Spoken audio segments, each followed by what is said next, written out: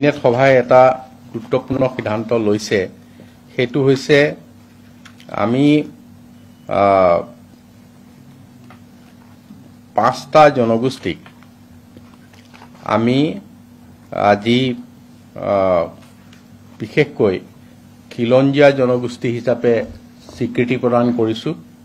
সেইকেইটা হৈছে গৰিয়া, মৰিয়া, দেশী, জলাহ।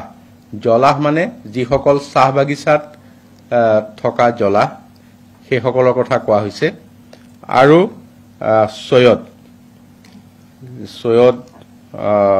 এই পাঁচটা ইছলাম ধৰ্মী লোকক তেওঁলোকক আমি আছামিজ মুছলিম সাব গ্ৰুপ হিচাপে আমি তেওঁলোকক মানে আমি তেওঁলোকক অসমীয়া খিলঞ্জীয়া মুছলমান